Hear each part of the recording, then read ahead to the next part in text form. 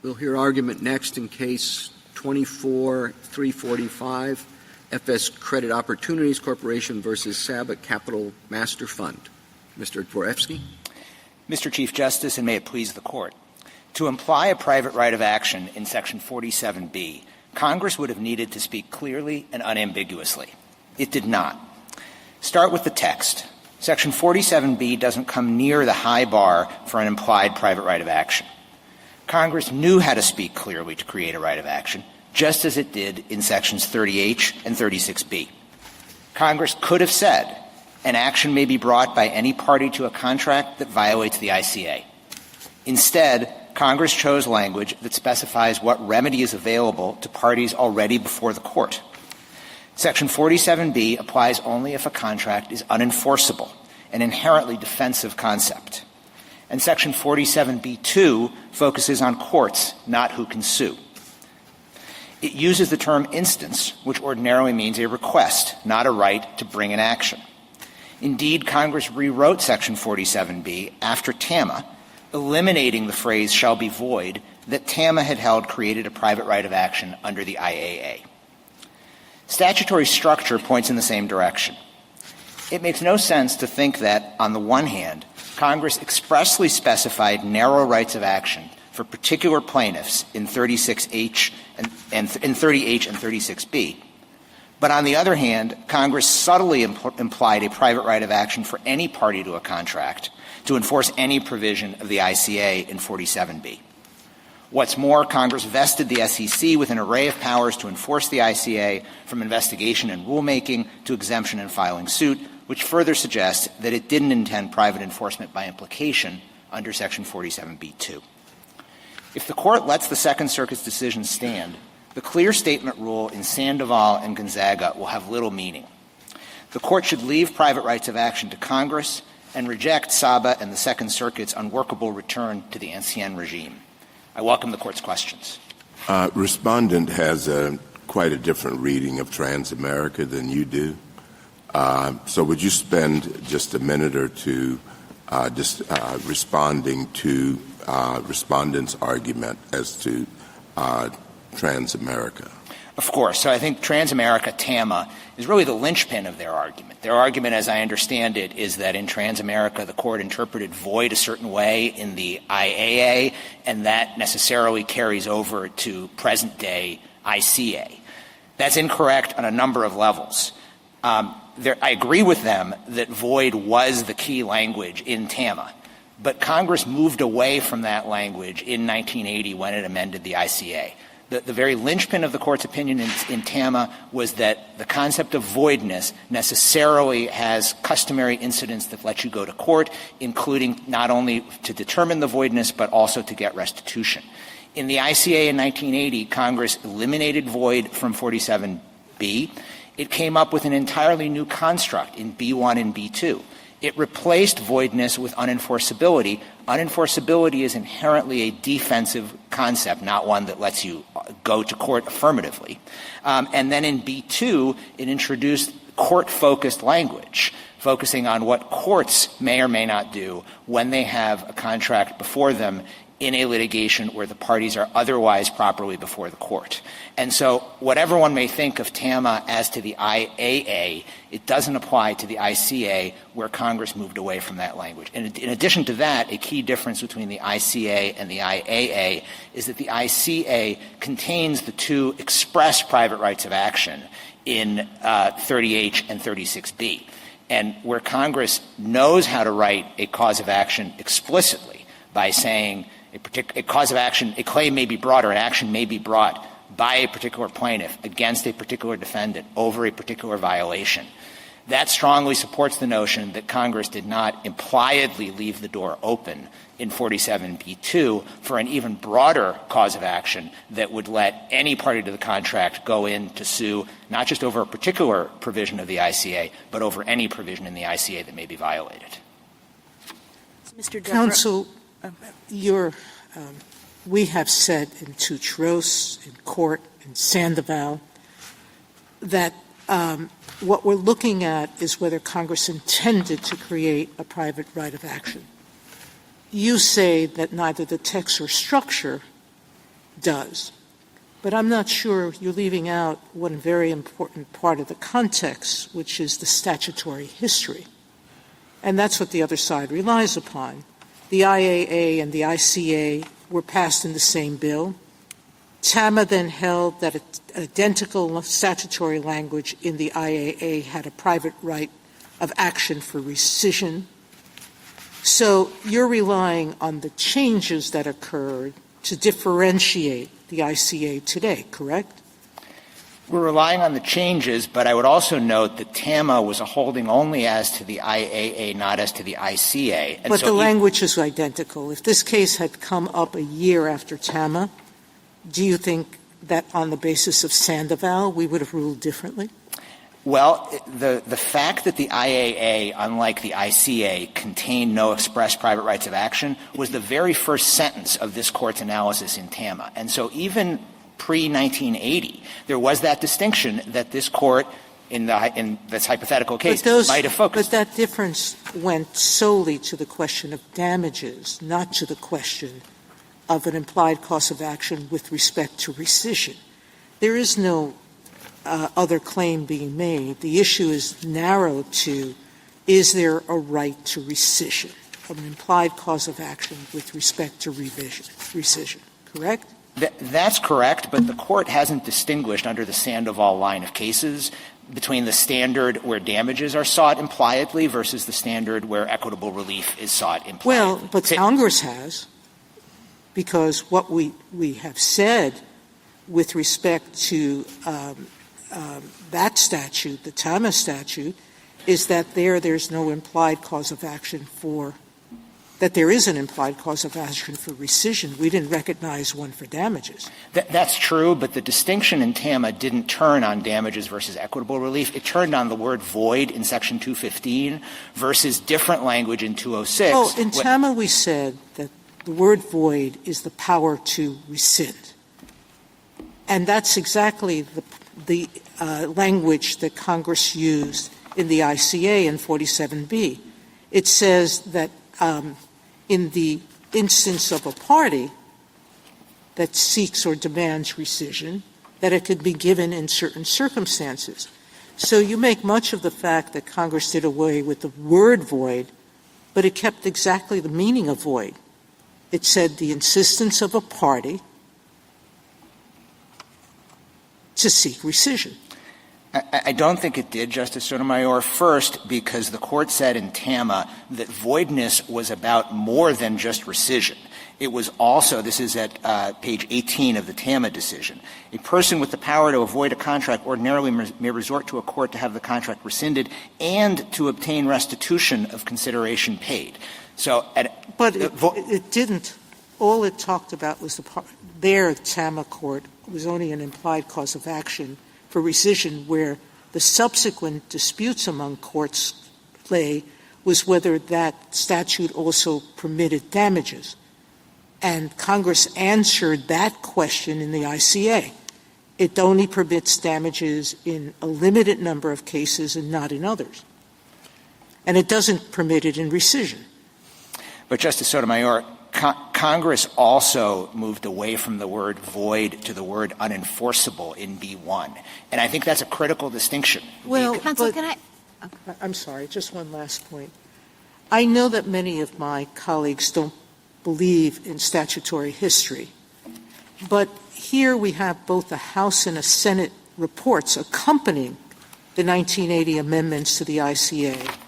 And in both the House and the Senate reports, it says that, quote, private rights of action for violations of the federal securities laws are a necessary adjunct to the SEC's enforcement efforts due to the SEC's small staff and overwhelming enforcement. The Senate also wrote, the committee wishes to make clear that private rights of action should be implied to and in its enforcement to the same extent that such causes of action are implied under the ICA. The House wrote, it wishes to make plain that it expects the courts to imply private rights of action under this legislation, where the plaintiff falls within the class of persons protected by the statutory provision in question. I don't know how much more decisive on congressional intent than those statements are. The ICA implies a private cause of action for rescission, and Congress says, what you did there, do here. Justice Sotomayor, I do think that under Sandoval, the analysis begins and ends with the text and structure, but if I may respond on the legislative history. First, the legislative history also shows that Congress considered legislation in 1980 that would have explicitly added a private right of action, and it didn't do that. So in that sense, the same inference from— But it did it with respect to damages. It didn't say anything about it did say about rescission, that at the insistence of any party, a court could grant rescission. It seems to me that what you want us to do is to ignore the statutory context and say that's language that's limited only to parties in the litigation, but they didn't use those words. They didn't say it's limited to parties in litigation. So I think that the term party is best read to mean party to the litigation. When Congress wanted to refer to a party to the contract, it did that expressly in B1. But at the end of the day, it really is not of much moment what party refers to, because, again, the language that Congress used in B1 is a defensive concept of unenforceability, not one that lets you go into court. And in B2, that is court-focused language. It's not the sort of unmistakable focus on an individual and creating new rights, prescribing conduct as unlawful as to that individual that this court under Sandoval and Gonzaga and that whole line of cases has looked to in order to recognize whether Congress meant to create a private right of action. That the text is the ultimate touchstone. I'd like to ask you a question about your clear statement rule. I don't read Sandoval to necessarily require a clear statement. I understand the question when we're looking at implied causes of action to simply be ordinary statutory interpretation, what do the text and structure require, as distinguished from Gonzaga and our spending clause line. Why do you think there should be a clear statement rule here? And I know the government takes the same position. So for starters, I think Gonzaga, and this is at page 290, equates the two standards, at least as to the first prong of the spending clause cases. Gonzaga said if Congress wishes to create new rights, it must do so in clear and unambiguous terms, no less and no more than what is required for Congress to create new rights enforceable under an implied private right of action.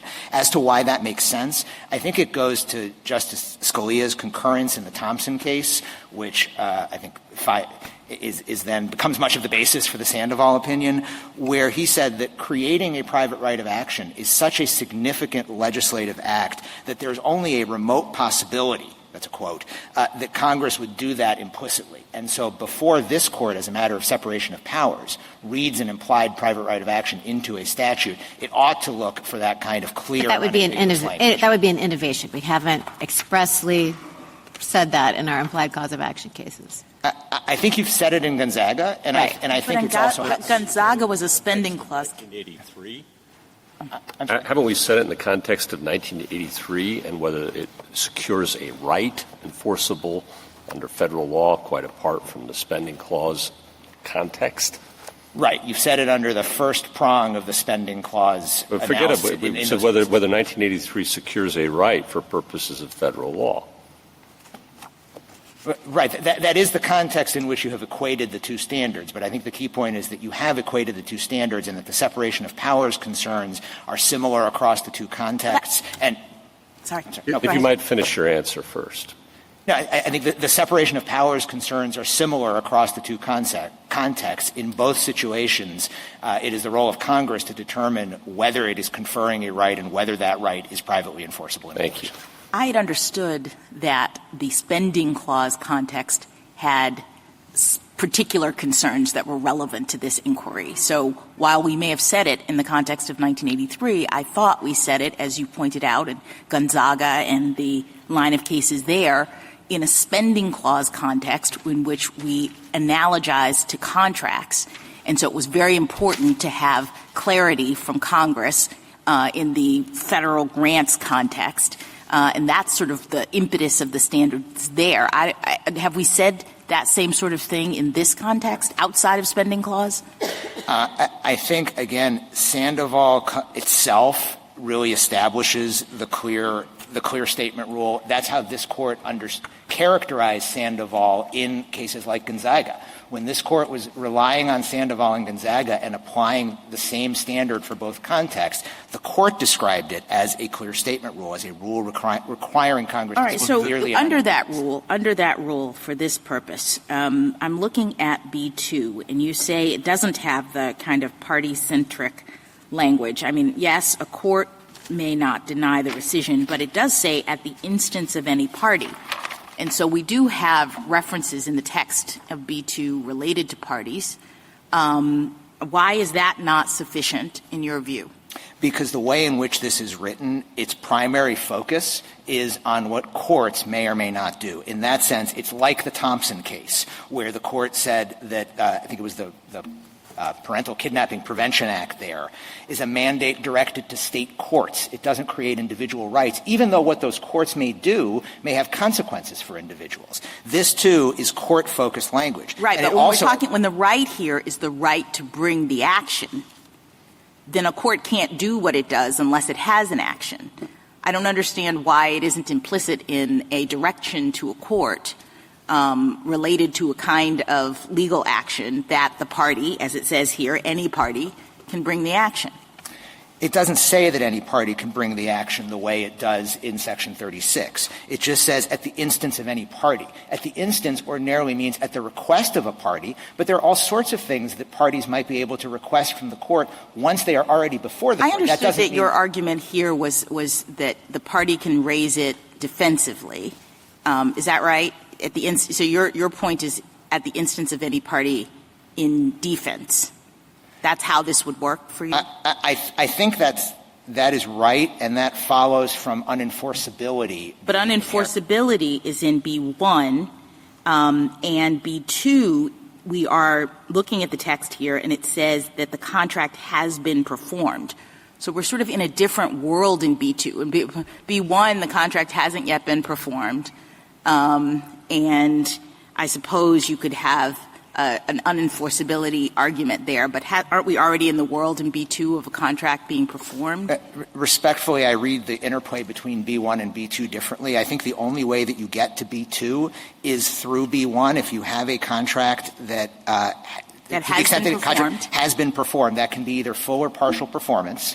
And either way, you need to go through B1 and first show it can be fully performed, but perhaps a contract with a limited term, and there's some litigation afterwards about what happened during the term that has now been completed. It may be partially performed, but either way, the only way to get to B2 is by showing that B1 is satisfied, and that's what the defense of this concept comes in. Thank you. Justice Thomas, anything? Justice Alito?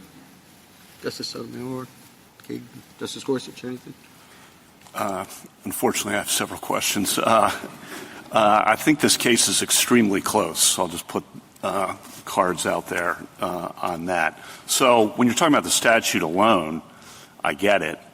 But when you look at Transamerica and then you look at the statute, it would be very odd to think Congress has recognized for both statutes, or I get it's for the IAA, a private cause of action, and then to think Congress got rid of that by explicitly referring to the rescission right that it had just recognized that the court had just recognized in Transamerica. And what the statutory language did was add the unless clause to show that you don't always have a right of rescission. So what Congress seemed to do was say, recognize what the court had just said about rescission, but actually slightly put slight exceptions in there with the unless clause. And what your position would do is say everything goes to state court. And as I understand it, you can respond to that. But in Transamerica, in footnote 8, they address that possibility. One possibility, of course, is that Congress intended that claims under 215 would be raised under state court. But we declined to adopt such an anomalous construction without some indication that Congress, in fact, wished to remit the litigation of a federal right to the state courts. So your theory is Congress comes back in knowing that and refers specifically to rescission, but without giving any indication does the anomalous thing silently of remitting everything to state court. Now, so that's something you need to answer. And then I'll just get the last thing out, which bothers me, which is the SEC in 2001 in the Bush administration comes in and says, actually, this is an express right of action. I think 6 times in the SEC brief in 2001 says this is an express right of action because it refers to rescission specifically. And so you need to deal with that. And you need to deal with how does this work in state court? You want it to go to state court. Can they bring the suit, the rescission, suit for rescission in state court? And the state court then does what? And why be in state court? So that's a lot. You can deal with whatever you want to deal with there, but those are things that are on my mind. Let me deal with as much as I can. I think I can distill that to 3 questions. You'll tell me if I'm missing something. One is, didn't Congress just carry over the concept of rescission from the old statute to the new? 2 is, what happens in state court? 3 is, what about the SG's brief in Olmstead in 2001? Does that capture it? Footnote 8 would be useful too, but okay, I'll bake that into state court. All right. So starting with the first question, didn't Congress just carry over the concept of rescission? If that is what Congress would have wanted to do, it would have been easy enough for Congress to keep the word void. Void was really the linchpin of this court's opinion in TAMA. And whether or not the opinion in TAMA is the correct result under the Sandoval framework, what the court thought in TAMA was that void had a particular connotation. There were particular customary incidents, I think was the phrase in TAMA, about what void means. And it was that essential term that Congress took out of 47B, and not only took out that one term, it really rewrote the whole structure. It put in the term rescission. Keep going. It did put in the term rescission, which can be a consequence of unenforceability, but it came up with this whole new construct that tells you, first, all of this is only triggered when you have unenforceability, which, according to the treatises, according to Corbin, according to Williston, according to the restatement, that is an inherently defensive concept that's a contrast with what this court thought void meant in TAMA, which was you have an affirmative right to go to court. Why don't you go to the state court, and how does this play out in state court? I've tried to go through this. It strikes me as very bizarre. Anomalous was the word that the court used in Transamerica. I'll use bizarre to figure out how this would play out in state court and why. So I think it's a complicated question what happens in state court, which I don't think you need to decide here. I don't think that's what's presented here. I mean, you're telling us go to state court, not federal court. We should have some idea what's going to happen in state court and why. Why are we going to state court for this? So I think that if Saba tried to do in state court what it tried to do here in federal court, first, I'm not aware of any state cause of action anywhere that would actually let them go in as a matter of state law and seek rescission in this way. So I don't know that it could ever even, practically speaking, come up in state court. No party, no pun intended, to this litigation has pointed to any case that is on point for that. If there were such a statute, I think that it would be preempted by the comprehensive scheme that Congress enacted in 47B. Congress intended for there to be uniform nationwide rules about how to determine about what happens when a contract violates the ICA, and that. I thought you wanted it to be a federal rule of decision. I'm sorry? I thought you wanted it to be a federal rule of decision in a state court proceeding, even if brought defensively. No? So I think this issue can come up in state court in that limited circumstance. And it would be a federal rule of decision. Where it's a federal rule of decision. Okay. But why don't you go to the SEC brief? Sorry. So on the SEC brief, I'll let Mr. Schulman address it in more detail, but I think well, they refer to it as an express right of action. So first, or express remedy. That was essentially dicta in an amicus brief because the case, Olmstead, did not itself even present the question of whether there was a right of action in 47B. Okay, thank you. Not the most carefully considered statement by the government. Really? Okay.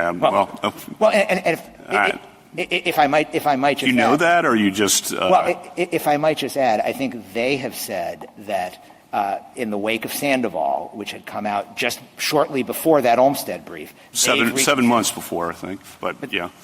But not just Sandoval. This Court's cases applying Sandoval and Stone Ridge and the later cases showing that this Court really meant something like a clear statement rule. Thank you. This action doesn't satisfy. Justice Barrett? Just one follow-up question to Justice Kavanaugh. How might this play out in federal court in a diversity case? Could there be a declaratory judgment for breach of contract relying on that state law cause of action?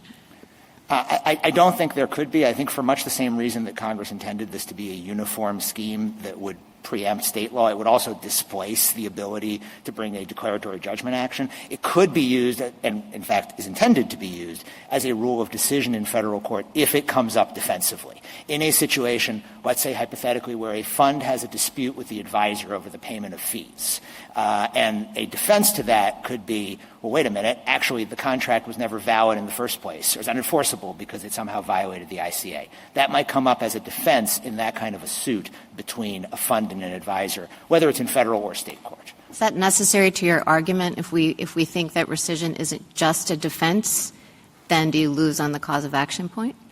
No, because even if rescission conceptually can be something other than a defense, this statute doesn't create the right to go to court for all of the reasons that we've been discussing. It doesn't say an action may be brought. It is court-focused, doesn't have the unmistakable focus on creating individual rights that this Court's cases require. Justice Jackson? So can I just get back to Justice Sotomayor's questions about the legislative history? I understand your point about Sandoval and moving away from legislative history in general, but do you agree that Sandoval said that statutory intent is determinative of this issue? I don't think the intent is determinative. I think the text that Congress enacted is determinative, and obviously. Isn't that what Sandoval said? Statutory intent, quote unquote, is determinative when it comes to figuring out whether Congress implied a cause of action? Sure, but there's a statutory intent. So the question is, how is the intent reflected in the words that Congress enacted? Correct. So, but the goal is that we're trying to figure out what Congress intended, and so I appreciate that some people look only at the text and structure and context to figure that out. But you did, in your argument here, refer to TAMA and the enactment history and the extent to which you think that Congress wasn't incorporating the same kinds of ideas that we indicated in TAMA. So there's something to your argument that is about the statutory development here and not just the text, right? Well, I think if we never had TAMA, I'd be making the same argument about what 47B1 and B2 means. The argument about TAMA is because I understand and understood from Justice Thomas's first question that is really the linchpin of the other side's argument. They start with that and they say it's carried through. And so I'm responding to that by saying, no, it's not carried through because Congress changed the key language. But even without that change, I'd be making the same argument about what the language that is in 47B means on its face. Yes. And if we are trying to understand whether it was carried through, you say Congress changed the language and you say don't look at the legislative history to assess that. Is that your position? Because the legislative history refers to TAMA. It makes pretty clear, as Justice Sotomayor pointed out, that Congress wanted an implied private right of action in this situation, just as we had held in TAMA the year before. So part of your argument does require us, in response to the other side, to close our eyes to that part of the context of this. So I don't think it does in light of Sandoval, not only because Sandoval says focused on text and structure, but also because Sandoval at 287 to 288 rejected reliance on what it called, I think, contemporary context. So it really is a matter of the text. But, Justice Jackson, understanding that you may wish to look at the legislative history, the other thing I'll say about the legislative history is that the House report and the Senate report that talks about implied private rights of action is talking about 6 different statutes that were all amended at the same time. That's not specific to 47B. The only place in which the reports do specifically discuss 47B, that doesn't mention a private right of action at all. And so this... So you say it doesn't even get us there when we look there. This very general legislative history, even if you were to look at it contrary to Sandoval, doesn't bear the weight that it would need to bear here. Thank you. Thank you, counsel.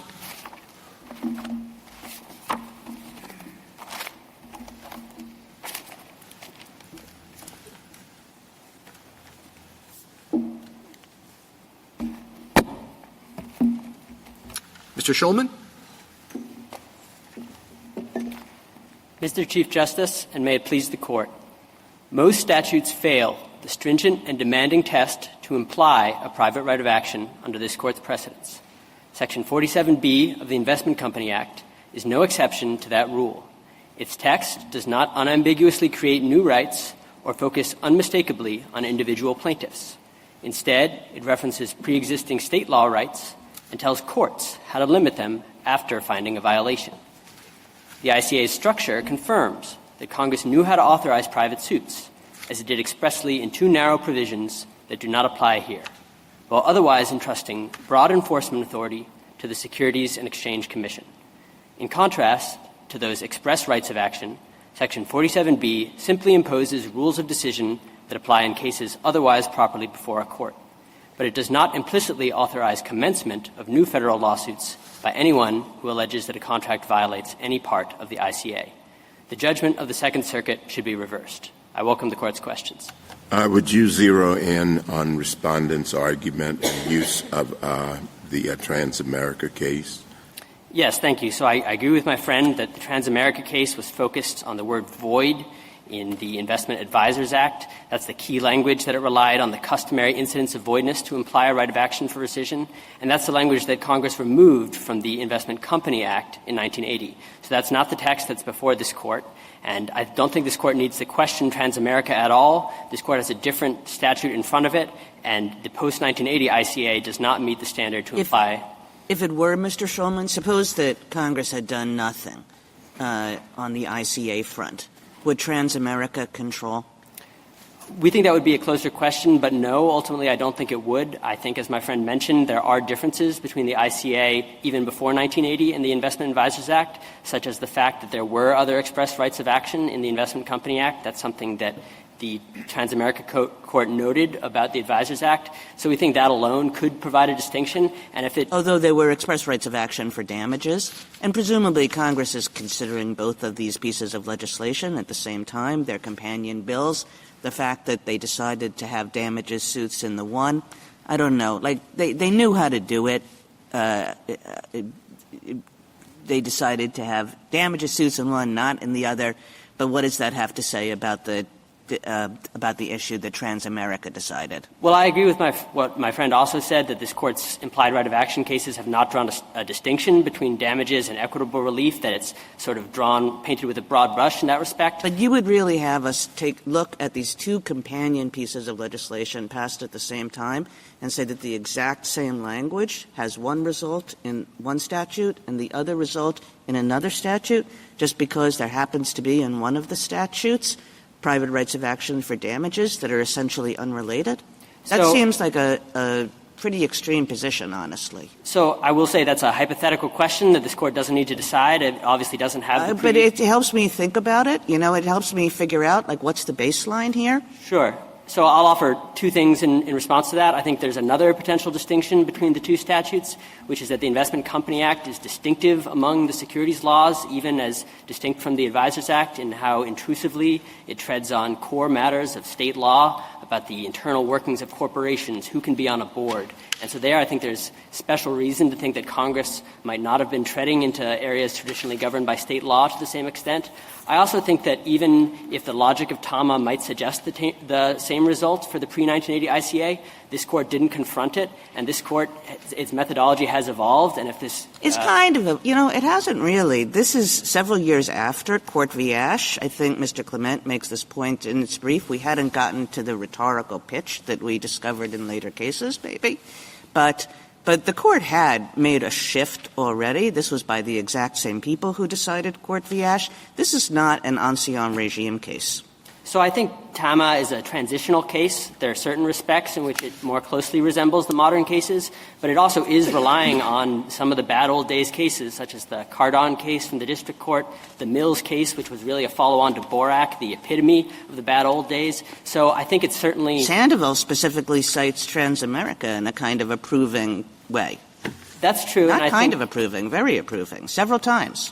It cites the specific aspects of TAMA that more closely resemble the modern cases, the rule statement at the beginning about how an implied right of action is a question of statutory intent, and then it cites the analysis of the damages question in 206. It conspicuously does not cite the portion of the TAMA opinion that is discussing whether there's a right to rescission. I'll ask you one more and then I'll stop. So you said void, and you're absolutely right. You know, all the language is void, void, void. But I'm wondering whether the fact that they changed void to unenforceable has to do with just what Justice Kavanaugh was talking about, that they have this unless clause in there. So they basically say, well, not always. It's really unless enforcement would be more equitable. And once you have an unless clause, you kind of have to change the word void. You know, like void, unless, blah, blah, blah. It's just not the way we think of voidness, that like you can be void and then discover you're not void. So they did change it. They did say not always rescission, but they changed it in a way that actually explains why they had to change the word void, and I'm not sure that you can pin too much on that. So I think that point dovetails with and supports our argument that whatever you think Congress was doing in 1980, it was clearly pulling back from and reacting and saying that it did not want the full consequences of voidness that Thomas suggested. And so we think that's a reason to suggest that it clearly was contemplating that more of these contracts would be enforced. And, you know, certainly that, I think, dovetails with our argument that it also doesn't pass the clear statement to imply a private right of action. I think there's an important distinction, too, that the 1980 amendments also amended other provisions of the Investment Advisors Act, but did not amend 215 in the Advisors Act, the key provision in TAMA, which still says void. So I think that's just a very strange way to think that Congress was ratifying the intent, the decision in TAMA as applied to the ICA. If anything, I think that it suggests that Congress was perhaps acquiescing in that result as to the Advisors Act, but saying, no, we don't want that result in 47B of the Investment Company Act. We're moving away from that. What can happen in state court now, under your view? So I think all parties agree, and we do too, that it could at least be raised defensively. The parties the at least is important. Can it be raised more than defensively in your view? So we are agnostic on that for purposes of this case. We agree. Well, that's a pretty important thing to be agnostic on. Well, so you don't have a view on that, how it's going to play out in state court? So I agree with what petitioners say, that the cases that have been cited in the briefs, you know, we haven't seen a case brought under a state law cause of action, even in the circuits that have not allowed. Well, you will soon if you prevail here. I think that's a fair question, but, you know, the Third Circuit has barred a private right of action under 47B2 since 2012, and we haven't seen cases in that Except there is a question, which is federal law trumps state law, correct? Certainly. And what you're suggesting is that Congress thought that it was the right of the state to permit bylaws that violate the ICA, unless you go to court to challenge that practice, So meaning you, the government. We do think that the SEC is the primary enforcer, and that's important. I agree, but what you're suggesting to Justice Kavanaugh is that respondents are barred from going to state law for a declaratory judgment rule. They could go to state law and say, this permissible bylaw under this state's rules violates federal law, and federal law trumps. So we actually haven't taken a position on whether a declaratory judgment... I'm pushing you the way Justice Kavanaugh did. Well, do you really think that Congress intended in this language change to permit states to let companies do what they wanted with respect to voting rights and do it until the SEC acted? So I do think that Congress intended for the state law remedies or causes of action available to be in the first instance where parties should turn. And I think that, you know, whatever else the 1980 amendments State did, law should be where they should first turn. So they go to state law and say, declare this bylaw invalid under federal law. Can they do that or can't they? So I'll just say respondents here are asking for rescission. I don't think that that could be provided in a declaratory judgment action, so that's all you need to decide this case. To the extent there would be a hypothetical question about a declaratory judgment action, the complaint in this case at PEDAP 36 suggests... I don't know what else void means but that. I'm sorry? Please finish. That there is not complete diversity among the parties in this case, so I don't think that would be available here. In another hypothetical case, it's possible, but certainly the Declaratory Judgment Act just gives courts discretion, and we think it might not be appropriate for courts to exercise their discretion. But we think that's an issue that this court can leave for another day. I have a question, Mr. Schulman, about how you understand the scope of – I'll ask in my round-robin time. No, please. How you understand the scope of the cause of action that would be implied here. You know, as I read Tama, it was a pretty narrow cause of action because the court said it was apparent that the two sections were intended to benefit the clients of investment advisors and parties to advisory contracts. Do you understand the cause of action that respondents are seeking here to sweep far more broadly than that? I do think there's potential that it could. You know, the parties in this case have a disagreement over what party means. We don't think that's dispositive, and I understand petitioners to agree with that. But I do think there's potential that Congress could have thought this would be disruptive to allow, and that's potentially why it made that change in 1980 to the extent this court. Because it could be any contract. Putting aside the party's point, it's not just focused on a particular kind of contract or a narrow beneficiary of a particular statutory provision. That's exactly right. Yes, Your Honor. Thank you. I want to figure out exactly what we're talking about when we're referring to the ancien regime. It seems to me that can be understood in two different ways. One is if you have a court interpreting the statute and relying in its interpretation on materials that would not necessarily be relied on today, the legislative history. I understand that you don't say, well, we're going to start all over again and reinterpret that statute. But if you have the statute come before us today, the fact that there's legislative history in it and that the statute was passed back in that day, I understood the approach of cases like Gonzaga and others to be that we think that the best way of understanding that statute is to look at the text of the statute rather than what some legislators from some houses of Congress may have thought about it. So that's not – the fact that the statute comes from before Sandoval is not a license to look at what legislative history, all that means, as I understand it, is that you don't go back and reinterpret a statute you've already interpreted. Is that your understanding? Yes, absolutely. I think Sandoval says that the court will not revert to the understanding of implied rights of action that was prevailing at the time the statute was passed. This court applies its current methodology to the cases that come before it. Thank you. Justice Thomas? Justice Levine? Justice Sotomayor? Sorry. Yep. The SEC brief in 2001 referred to it multiple times as an express remedy. You disagree with that? We do. As we say in our brief, we've reconsidered that position in light of this Court's developing jurisprudence. And I don't think that's the theory on which the Second Circuit ruled either. The Second Circuit said that there is not an express right to sue in 47B. And so we just think that the way this Court analyzes these statutes now, it does not provide a right of action. You mentioned that the SEC can grant exemptions, and that would create confusion in your brief, right?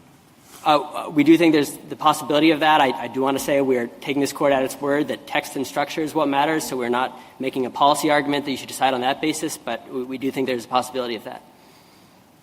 Okay, but if there's state court actions, those SEC exemptions and the certainty that would grant would be out the window anyway, whether it's state court or federal court, and you being agnostic on the state court thing means that argument really just drops out entirely then unless you want to take a position on that. Well, so I'm not sure that that's right about exemptions. The parties don't really get into this, but I think it's at least possible that an exemption granted by the SEC is not a simple forbearance from prosecution. It's granting an exemption from the requirements of the statute that I think could apply in private action as well. So we don't think it would necessarily undermine exemptions in that way. The Yahoo litigation is an example of litigation over the scope of an exemption, but I don't think the parties were arguing there that the exemption was not a shield in private litigation. And from your perspective, the Second Circuit's had this rule for about 7-ish years, I think, 6 or 7. There have been problems in the Second Circuit with the rule. So there have been an increasing number of suits invoking this private right of action that we've seen. As I say, we're not primarily relying on disruption, but the amici do point to things that from their perspective are disruptive, and we think to the extent this Court is concerned. How would you characterize is it disruption just meaning illegality in the contracts as being the subject of the suits, or what's the disruption? Well, so I would say the disruption is that the SEC is the primary regulator in this area. It's in communication with regulated parties. It brings enforcement actions. It has informal communications with parties. And then for private parties to come in and seek to upset these contracts that the SEC is aware of from these registered investment companies, that's, we don't think Congress anticipated that necessarily. Thank you. Justice Jackson? Is there any daylight between you and Mr. Dvorsky? I don't think we disagree on anything necessary to decide the case. As I was attempting to say earlier, we haven't taken a position on the argument in petitioner's reply brief about whether there would be preemption of an affirmative state cause of action, but I don't think this Court needs to reach that to decide this case. Thank you. Thank you, counsel. Mr. Clement? Mr. Chief Justice, and may it please the Court, having heard the argument to this point, let me emphasize 3 points. First, I don't really think this is an implied cause of action case at all. There's express text here. There's about 150 words in 47B. And the question is, what's the best reading of that statutory text? I think if you look at the actual statutory text, it becomes clear that Congress couldn't have possibly wanted to get rid of the rescission action it would have understood there to be in the shall be void language. In B1, it adds not just the word unenforceability, which if that were it, might be different, but it says unenforceable by either party, which is very close to a synonym to void, and probably the reason that Congress used the synonym and not void is precisely the one Justice Kagan suggested, which the unless clause looks a little uneasy with the word void, but works better with unenforceability by either party. But in all events, B2 uses rescission by any party, so it makes it express. That's why the SEC had this exactly right in the Bush administration, that this is an express cause of action case. And then B3 should not be ignored either, because it addresses 2 secondary questions that can arise with a right to rescission, namely severability and whether you get unjust enrichment. Now, I know better than anybody that not everybody at this Court likes to look at legislative history. But if you're going to look at anything, look at what Congress said specifically about adding this particular provision. And that's on page 27 of the House report. The identical language appears at page 10 of the Senate report. So you have bicameralism without presentment. What it says these words are meant to do is that, quote, they are designed to provide clearer statutory guidance in interpreting that equitable rescission remedy. They are talking that equitable rescission remedy is their reference to Section 47. So it is crystal clear, if you're going to look at that report, that they were not trying to make the rescission remedy go poof. They were trying to refine it. And the last thing I was going to say is this is a weird case, because all 3 parties agree that this language does more than just create a statutory right enforceable only by the SEC. The only question is whether it weirdly or anomalously, to use the footnote 8 term, is only enforceable in state court or whether you can bring it directly in federal court. I welcome the Court's question. What would a state law action look like where you could raise it as a defense? Boy, I have no idea, but let me speculate, and that's all I'm doing is speculating. I think, for starters, we could probably just go in and say we have a common law right to bring an equitable rescission action. I can cite sort of story on equity, that just in the old equity courts, you could go in and demand they bring a deed in or a contract in, and you could seek rescission of it. So if federal law provides sort of the substantive law for the vessel of that equitable rescission action, which is what I thought the government was kind of at least not foreclosing. I mean, I think that's one way to do it. Obviously, the at least language is right. We all agree that you could at least raise it as a defense in a breach of contract action. But keep in mind, that'd be a very weird thing for Congress to go all the trouble of saying that in this context we care enough about compliance with the Investment Company Act that we're going to expressly use the words rescission by any party. But the only time you can bring it is as a defense to a breach of contract action, which in this context would mean an action where the fund managers actually go to the trouble of suing their own shareholders for breach of contract. Now, as far as we can tell, that essentially never happens. And the whole point of the Investment Company Act is to protect the shareholders against fund managers who have all kinds of bad incentives, like in this case where they say, if you get more than 10% of the shares and you're going to tell us that we should do things differently and get this fund to be closer to net asset value, well, guess what? Anybody over 10%, you don't get to vote anymore.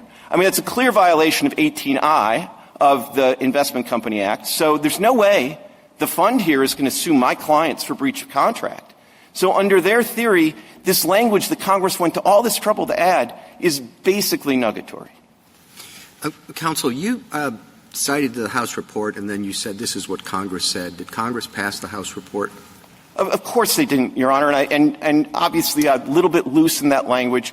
But not everybody looks at House reports and Senate reports. If you don't look at them, just ignore it. But if you ever look at these, when you have the same language in the House report and the Senate report, and they're explaining what they're trying to accomplish by the changes to this precise provision. My friend on the other side said there's the language that we were talked about that's about a page later in the House report and the Senate report that says that the Congress of 1980 liked implied causes of action more than the court in 1979 liked implied cause of action. I don't think that's the language to focus on. It's helpful to us. But the critical language is a page before where they say what we are trying to do, and the we here is the House and the Senate, not Congress. But what we are trying to do here is to provide clearer statutory guidance in interpreting an equitable rescission remedy. And why do they need – go ahead. We've put you in a difficult spot because you usually advocate against statutory history. But this is not an individual legislator at a hearing or on the Senate floor making a statement, correct? This is the Senate and House reports that accompany the bill. That's exactly right. All right. Now, to the extent, isn't there a difference between citing to something like that as opposed to citing to ad hominem statements by senators at a committee hearing somewhere else? Totally agree. There is, right. For those that look at it, there's a hierarchy of legislative history, and House reports and Senate reports are towards the top. But I do want to be clear that I read every member of this Court as being willing to look at not legislative history, but statutory history and the evolution of a statute. And indeed, Justice Scalia, who didn't like legislative reports, even House reports very much, one of the things he looked at is kind of the evolution of a statute, and he found, this is the Gwinnett County case, another case where he favorably cited Tama, if you're trying to keep track of that. And in Gwinnett County, he dealt with a situation where the text of the statute didn't have an express cause of action. But Congress, in a later statute, expressly waived the state's 11th Amendment immunity. And what Justice Scalia said in that case is, Uncle, you got me. At the point that you're addressing secondary questions that presuppose the existence of a cause of action, even if there's not an express cause of action, I'm going to agree that there's a cause of action. That you can look at the statutory context to figure that out. Can I take you back to the language? Sure. So I start from the baseline that if Congress had done nothing and we had decided TAMA, we couldn't reach two different results on the same statutory language. But, in fact, Congress didn't just leave well enough alone. It changed a lot. And whether you're going to say, the void is the question or – I hate to be simple-minded about this, but there is a lot of red on this page when you do a red line of the TAMA provision and then the as-amended provision. And I wonder whether that just doesn't take TAMA out of the picture and say – now we just look at it in the standard way. We say, is this language enough to be rights creating? So I think if you look at it without TAMA, there's still enough there to say that there is an action. So I want, but in terms of the red line, there's a lot of red, but it's all like red addition. It's not struck out. The three words are struck out, shall be void. And they're replaced with 120 words that tell you all the details about how this rescissionary action is going to proceed. And the unless clause is a qualification that wasn't there. But it's a qualification that presupposes that you can get into court for a rescission. In fact, B-2 is kind of written in this backwards way, which sort of assumes that the rescission is being asked for by the plaintiff, and the court shall not deny rescission unless it makes a finding. And if you want to really get deep into the weeds of this, if you trace back the proposed language here, it goes back to a proposal that was a sort of model approach to securities law by Louis Loss. And it originally said in something like B1, it said defendant, and in B2 it said something like plaintiff. And in all events, then you get to B3. And B3 answers the kind of second-order questions that Congress answered in the Title IX context when it said we're going to waive the state's sovereign immunity. It says what Justice Kagan's getting at is, all right, when Congress says we waived sovereign immunity or whatever, it's pretty hard to get around that, right? It presupposes that there is a cause of action. But here the red line takes away the words shall be void and does a whole lot of other things. And that implication is not inevitable at that stage. And then it really is asking us to take one last drink. Thoughts? I think it is, once you get to the language that they added, 120 words they added by my rough count, they all presuppose that there is a rescission remedy available at the instance of any party. And I do think B3 are the functional equivalent of waiving sovereign immunity. You're basically answering the question of what are we going to do about the severability of the valid provisions of the contract from the invalid provisions. And, oh, by the way, B2 talks about partial performance. So there are going to be some situations where you rescind a contract that's been partly performed. And then the question is, if you got some benefit from the partial performance by the side that you're now rescinding the contract, do they owe you like $100 for mowing your lawn under quantum merit? And the answer is yes, you get that, unjust enrichment. I appreciate it. There are interesting complications, some of which are befuddling. But it is not the unmistakable, there has to be a cause of action because otherwise you don't waive sovereign immunity from it. And in fact, the language that we relied on isn't here anymore. But its functional equivalent is okay. But what I learned contracts. Is that our test? When I learned contracts, I was told that unenforceable by either party meant void. Okay, that they were the same. And that was different from a voidable contract that was only voidable by the party, like the infant or the minor or, the orphan, right? So I don't think Congress changed this language in any material respect, except they added the unless clause to both B1 and B2. And they're providing a little equitable play in the joints. But that makes no sense unless there is a rescissionary cause of action. And then you get to the rescission by any party, at the instance of any party. And if that's added too, right? That's added too. And the Latin root for that tells you that's not just at the request. That's the initiation by any party. So, I don't know if you want to go all the way back to Hale and the ecclesiastical courts. But I think any fair reading of this, with whether or not you look at the House report or the Senate report that tells you exactly what they were doing, but any fair reading of this text. I'll remember that next time. Why do you think they phrased it this way, though, at the instance of any party? That's your hurdle, I think. It also helps you, but the hurdle is it's phrased, in the language of the court. A court may not deny rescission at the instance of any party. And so it's kind of an odd phrasing, I think you would acknowledge. Why do you think it came out that way? I think it came out that way. Again, What's a theory? The honest answer is it was based on this Louis Loss's model security language that had something like this. And it made a little more sense the way it was originally written because B1 was a pure defense by the defendant and B2 was rescission by the plaintiff. And as sometimes happened, they modified the words a little bit, and maybe something gets a little clouded, but I don't think it really gets clouded. Let's say this for starters. If you were trying to say that this is only a defense that can only be raised by the defendant, the worst phrase in the world would be rescission by any party. Because that makes it clear, like it's the plaintiff or the defendant. How does that play? I think I agree with what you just said. How does that even play out, do you think? We're getting back to the state court action. But. And I'm glad you asked about that because, by the time my friend is done explaining how this is going to play out if you don't have a federal cause of action, by my count, he's got implied preemption kicking in, so much for textualism.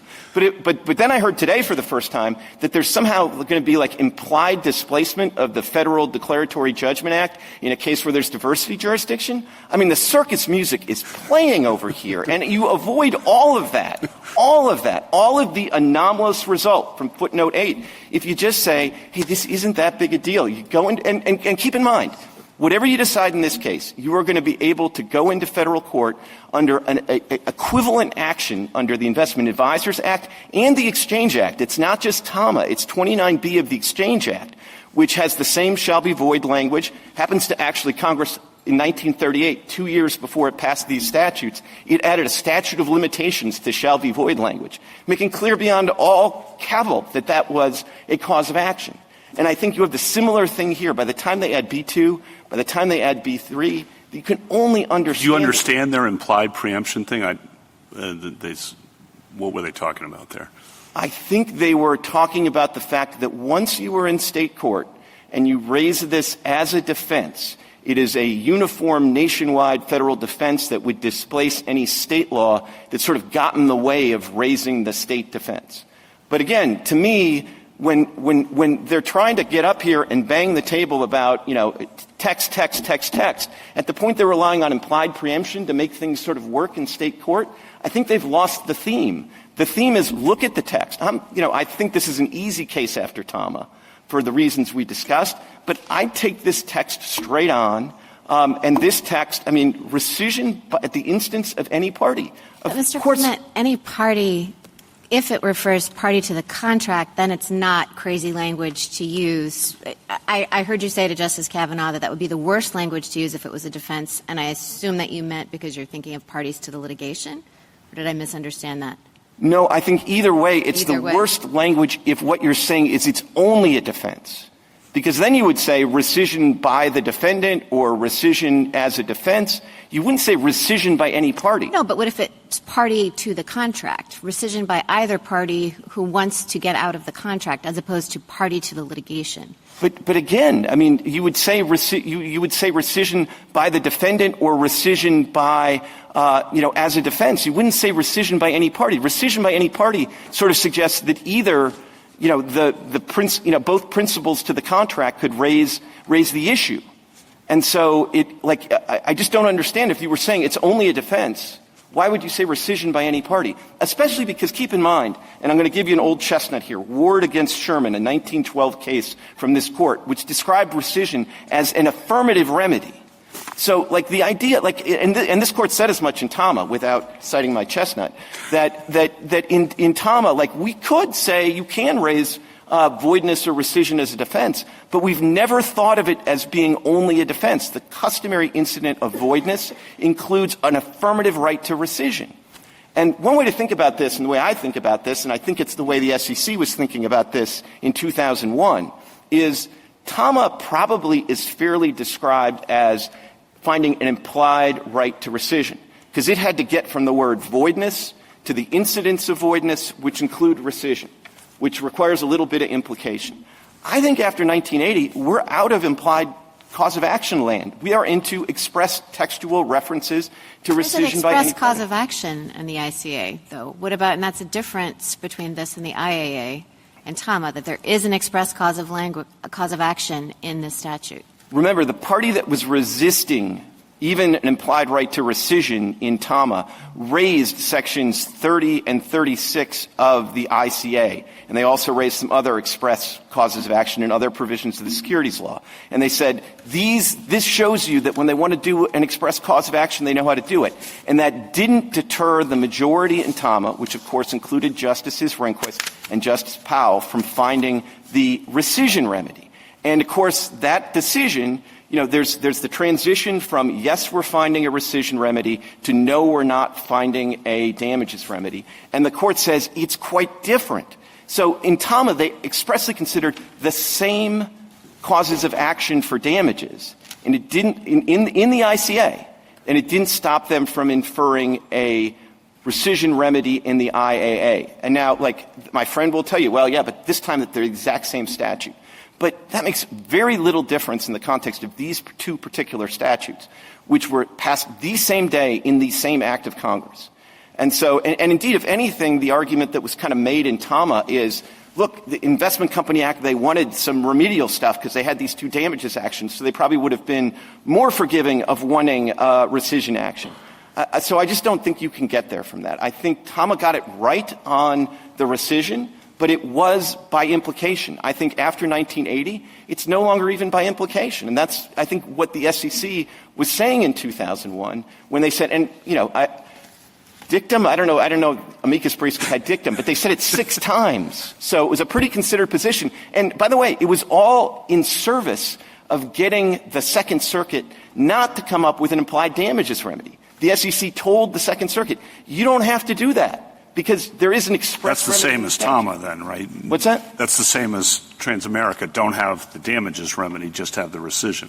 Yes, exactly. And I will say this. I mean, they were 9-0 on the rescission, 5-4 on the damages. Exactly, right? exactly. But can I – well, keep going. Sorry. Yeah, I'd just like to make this point about this, which is, there's a huge difference between a damages action, which is going to attract all sorts of litigation, and a rescission action, which is about the most targeted kind of relief you can get. And there just isn't a lot of money in most cases in rescission. Well, but this is what I was going to ask. The amicus briefs say, if we agree with some of the amicus briefs on the other side, in addition to petitioners in the SEC, I think use phrases like chaos, disruption, kind of toss those around. So I want to, I'm glad you asked. So let's start with the last 6 years in the Second Circuit, okay? I eventually want to talk about history going back to the Exchange Act in 1935 and the Let's just go to the last 6 years. Let's just go to the last 6 years.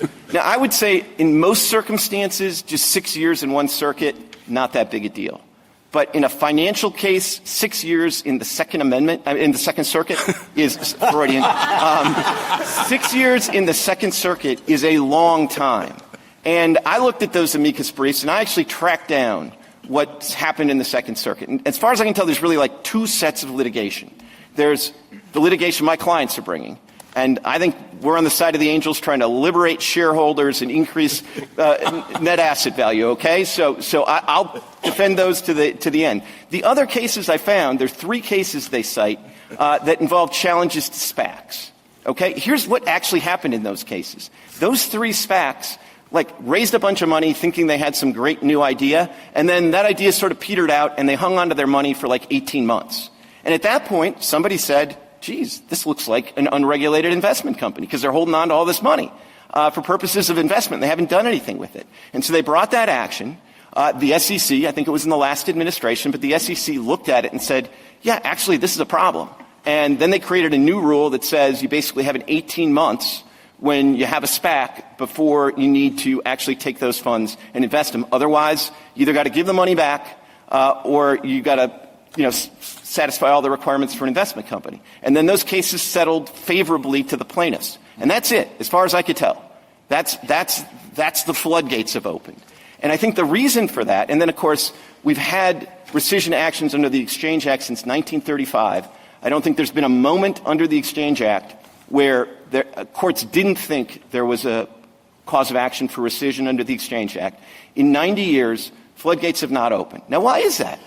Because there's just not the same money in rescission that there is in a damages action. And by the way, rescission isn't even as forceful a remedy as an injunction. Under injunction, you can run a prison, right? Rescission, all you can do is take this one contract and a severable provision of the contract. If you look at B3, take this one provision of the contract and you knock it out. Now, there are circumstances like this case where doing so is incredibly important, but it's just not going to attract the plaintiff's bar or this flood of cases. Does that make it any more acceptable for us to imply a cause of action? Does it matter? Do we have any more power to imply a modest cause of action as opposed to a substantial one? And if so, what standard do we use to tell the difference? So I don't think at the end of the day it makes a difference. I don't. But I'm asking you to exply. I'm not asking you to imply. I'm just asking you to read your brief the text says of the it's one thing to imply damages and it's another thing to imply rescission. It's right out of your brief. Yeah, and I think that fairly describes what the court was thinking in TAMA. But I'm just asking you, is it your position that you think it's okay to imply rescission but not damages? I don't actually, okay. but I wouldn't. I'm glad to hear it. But I do think there are circumstances we're looking at the same text. No, I understand your argument about text. Okay. And I do think, but I will say this: I don't think it's okay, but it is less disastrous to do it. I mean, because I do think, particularly with the rescission, less disastrous for private litigants, perhaps, but pretty disastrous for our system of government where the people are supposed to write the laws that govern them, not judges. Yeah, I get it, but you get it? The separation of powers might be disastrous. No, I get it. But look, at the end of the day, look at their position. They have the same separation of powers problems, and now they have huge federalism problems because they admit this isn't the I'm normal. talking about implied causes of action, and it seems to me you've acknowledged that it would be bad, not okay at least, for us to imply any cause of action. And you don't have to do it here. I got you. Because it refers to rescission, right? I mean, that's rescission by any party. Rescission's in the text. Right. This is not a one last swig. Mr. This is, look at this text. This text says rescission. So it's a federal court, state court issue as I see it. Like this is going to happen. It's just going to happen in federal court or state court. Now they cite Thompson a lot. So you need to respond to Thompson. Obviously that's on the kidnapping, child custody situation, state courts. Deal with Thompson. Please. So first of all, can I start with the dissent? Justice Scalia, Thompson, another case where he cites Tama favorably in his, it's a concurrence. It's a concurrence, sorry. Yeah. But he cites Tama favorably in the concurrence. Now, I wouldn't overread the majority opinion in Thompson. Thompson is a majority opinion. Thompson, yeah. Thompson, I would not overread the majority opinion in Thompson because Thompson finds no cause of action in the Parental Kidnapping Act, and it's an easy case. I mean, the majority opinion is written by Justice Marshall. Talk about sort of the anti-Scalia when it comes to being comfortable with implied causes of action, but even he doesn't find one in the Parental Kidnapping Act. Now, here's why. That statute was passed as essentially pursuant to Congress's power to implement the full faith and credit clause. And in that context, a statute that is addressed to the courts is almost certainly assuming that you've already got a judgment under some other cause of action. And the question for the courts is, should the courts give full faith and credit to that earlier action? And in that context, to try to go into court and affirmatively use this full faith and credit statute to have a cause of action, an initial cause of action, is a complete misfit. That's why it's 9-zip against that. But I think it would be a huge mistake to say that a provision directed to the courts is somehow a strike against something being an express cause of action. Because actually, if you're thinking not about the questions under 1981, where 1981 provides the vessel and this is just a statute that affects individual rights, when you're actually talking about something that may very well be, and in my view is, an express cause of action, it's not at all anomalous to refer to the courts in that, because the courts are the ones that are going to administer the cause of action. So it doesn't make any difference whether you say the courts shall not deny rescission unless, or if you have, say, a party has a right to rescission in court unless the court, they're the same thing. So it is a strike, and I don't want to be misunderstood about this. It is a strike against a statute in the 1981 case if it were directed to the courts and not to the private party. But when you have something like this, where the question is 47B an express cause of action, then the fact that it talks about the courts is not a strike against it. It's pretty normal to say that an express cause of action is going to be directed to the courts. The courts are the ones that are going to apply it. And let's hope it's the federal courts. I mean, I have to say, at the end of the day, I think if my friends on the other side win this case, but win it on the grounds that all these things have to go to state court, they're going to rue the day. I mean, from the perspective of what they care about, disrupting the SEC's enforcement actions and all of that kind of stuff, the one thing worse than having the occasional rescission remedy in federal court is 50 state courts going on and interpreting the Investment Company Act on a routine basis. And that's the world they envision. Or, in fairness to petitioners, what they really envision is that they're going to interpret this into nothing. And so all this 120 words about rescission by any party is never going to happen because no investment company is ever going to actually go to the trouble of suing its shareholders for breach of contract. One comment more for petitioner on rebuttal, but I'll get it out there, is that Thompson does make clear that in the context of custody determinations and full faith and credit, it's a mandate directed to state courts, which, I'll just throw that out there. Yeah, no. And again, in the full faith and credit context, which is a very specific context where, you're telling the courts what their directions are about giving sort of credit to judgments that you assume have already happened in some other court. And in that context, it's custody. So, of course, it's going to be state court. But again, that argument that was made there was a 9-0 loser. in an opinion written by Justice Marshall. That's not the edge case that tells you how to interpret every other statute. Mr. Coleman, I thought it interesting in the amicus brief for the securities law scholars that they looked at the historical context. And I don't know to what extent that matters to all of us, but it looks as though this language, even the void, and they say even the amendment, really mirrors or tries to incorporate the state blue sky laws. And the sort of pedigree of this is that everybody really understood that a private right of action was necessary in this kind of context to for a rescission in order to aid compliance with the state and federal securities laws in this way. So it was sort of like the background under which these types of provisions came into being. Do you agree with that perspective? I agree with that. I think that is a very helpful brief. I mean, not everybody's going to give it full faith and credit, but I think it's a very helpful brief. And I think the point at which it becomes most helpful is when they sort of explain the transition from the state blue sky laws to the Exchange Act of 34 and Section 29B, because that's the first statute that used the shall be void language. And, of course, everybody kind of understood, and it was quite if I can finish, sure. It was quite uncontroversial that 29B created a right to rescission. And that's just the same language that carried over into the Investment Advisors Act and the Investment Thank you, Company Counsel. Act. Justice Thomas? Justice Alito? Justice Sotomayor? Yeah. Justice Kagan? Gorsuch? Kavanaugh? Justice Kavanaugh? Justice Jackson? Okay. Thank you, Counsel. Rebuttal, Mr. Twarewski? Thank you, Mr. Chief Justice. I think the colloquy here today shows that this is about the most roundabout way that one could write a cause of action.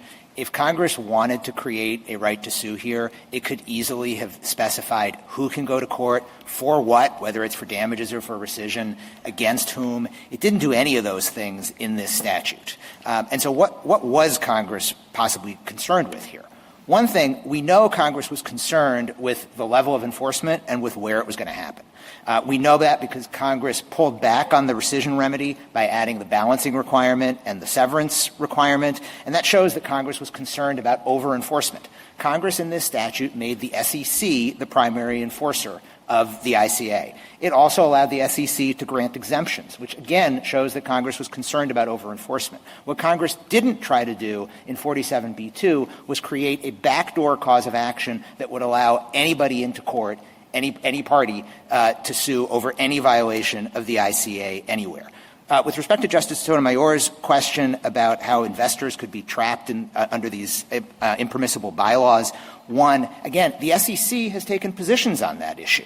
And depending on the presidential administration, it's gone both ways. So it's the SEC that's the primary enforcer of that. With respect to my friend's comments about closed-end funds, we're actually the ones who are the angels here. These closed-end funds are ones that provide a reliable and important long-term stream of income for retirees. And the strategy on the other side is to acquire a significant share, go in, change the investment strategy of the fund, and then cash out. That's precisely one of the things that Section 1 of the ICA says that Congress was concerned about when it passed this statute. With respect to TAMA, I do think that even under the pre-1980 version of Section 47B, this Court today would look at that and reach a different result. I think TAMA, as my friend from the government said, characterized it as a transitional case. The standards up at the front of the opinion, which are what Justice Scalia latched onto, the 206 analysis, spot on. The 215 analysis, reading a lot into void, relying on Mills, which was an Ancien regime era case, relying on legislative history, not so much. So I don't think that the Court would read the statute today in the way that TAMA did. But critically, again, Congress changed the key language that TAMA relied on. The three critical words are gone from the current version. With respect to damages versus injunctive relief, Sandoval itself involved injunctive relief. The Armstrong case later involved injunctive relief as well, and the separation of powers concerns are the same. Justice Kavanaugh, with respect to what happens in state court, just to clarify the point about preemption, again, I don't think you need to decide this here, but I think what would be preempted is an affirmative cause of action under state law to seek rescission. The reason that would be preempted is that Congress created a federal rule of decision, and the mischief that would result, I think, is illustrated in particular by the Yahoo case in the Ninth Circuit, if you wanted to look at that. Thank you, counsel. The case is submitted.